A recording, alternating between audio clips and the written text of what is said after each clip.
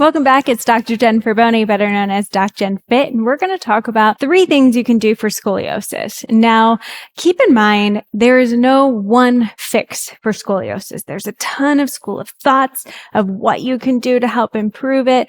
And mainly when we're making changes to a scoliotic curve, we're probably doing it to a more functional scoliosis. And if you want to hear a little bit more about this, functional versus structural, what you really need to be aware of, I highly recommend tuning into our YouTube video that we already really talked about the understanding of scoliosis and what you really need to be aware of if you have been told or been diagnosed with scoliosis. Now, fun fact, I have scoliosis myself, and these are 3 of my favorite ways to start to open up my entire body so I feel better improvement in range of motion and strength as I'm doing my other functional type of exercises and lifts. Now, these are really great to use as a warm-up or even just throughout your workout if you want to help to feel an improvement in that range of motion or more awareness of where your body is in space by adding in some stability with these ranges of motion of our thoracic spine, both in rotation, extension, and side bending.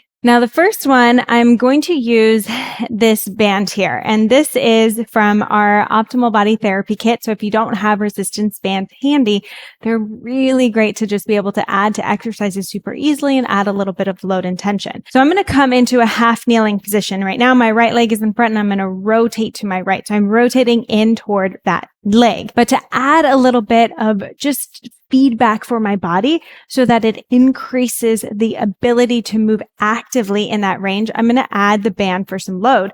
So I don't want too much tension or else I'm not going to be able to rotate. And this is actually the lightest band that we have. So I want just to be a little loose in front of me, about shoulder width apart.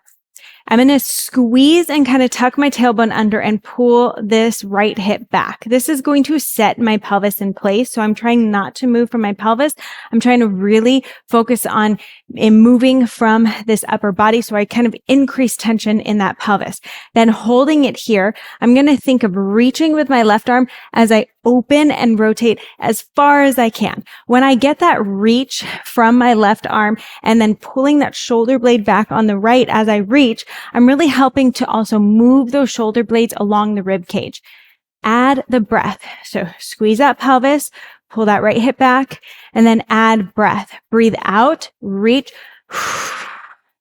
and twist. Breathe in, opening that rib cage, breathe out. You can also try the other breath. There's not one breath pattern. So you can also try breathing in. See if you expand your rib cage in different ways using your breath, if you can get a little bit more motion or those shoulder blades to kind of move a little bit better so you get better rotation of that thoracic spine. Different things to try. And especially you want to make sure that you're doing it on both sides so that you see and experiment with noticing, is one side feeling tighter or more restricted than the other? Do I need to increase, my resistance on one side, or just try moving a little bit slower and more mindfully so I can start to increase that range of motion on the other side? Still do both sides, still add resistance to both sides, even if you're limited one way versus another. Now, the next thing I want to do is more of like a loaded side bend. And I love using the lower body to help stabilize and create different pressures, because when we're moving functionally, we're moving from our lower body up, right? So even though we're just focusing on what's happening through that spine with scoliosis, we can't ignore what's happening lower. So I'm going to do like a lateral lunge, a side lunge. And at the same time, I'm going to use my arms to kind of help control. I'm using a very light weight. So this is a 5-pound weight, but you don't have to use weight if you don't feel comfortable with it. So you can come up, do a big lunge where you feel comfortable, get that hip to come back, and then you trying to stay side. So trying not to rotate in or out. You're going to try to stay completely to the side as you lean over that leg as much as you can, really opening from that side of your body as much as possible, breathing in, opening that rib cage, breathing out as you stand. And if you can tolerate adding load, just makes it that much more difficult on that side body as you're resisting and opening as you're lengthening. So we're adding load through that length, which is only going to help to increase that active mobility through the spine. Again, go both ways. See, am I more restricted? Is it harder one side versus another? Do I feel like it's easier to add load or not really get my arms overhead?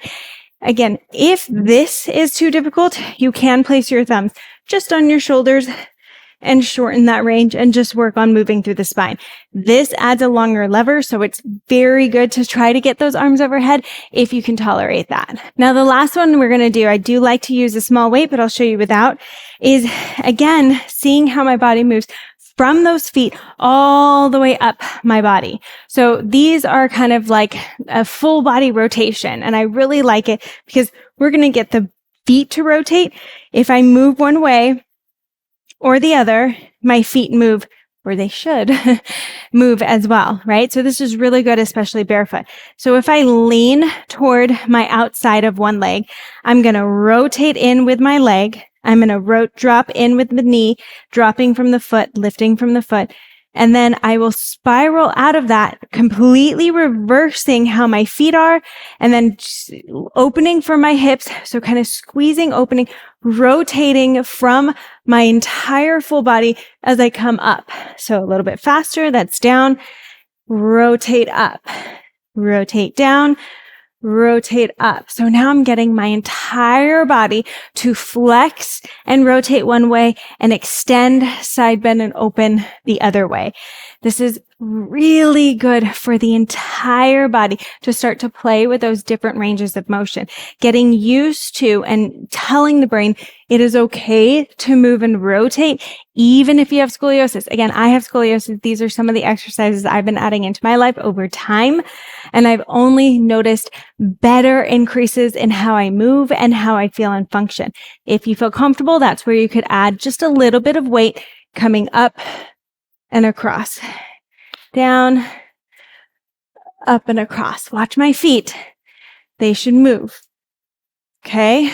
And it's not, we don't want to just, come out to the side, up and back. We really want to try to follow that diagonal rotational pattern. And I'm telling you, you start to add some of these into your life, you're going to notice that you're walking, moving better, running better.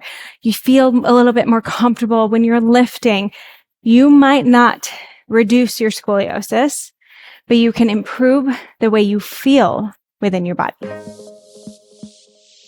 Don't forget, if you love what you're learning, I have so much more in stock for you. So hit that subscribe button, check out the other videos I've done in the past, and leave any comments of any suggestions that you have for videos in the future. And I can't wait to help you feel incredible and amazing within your body.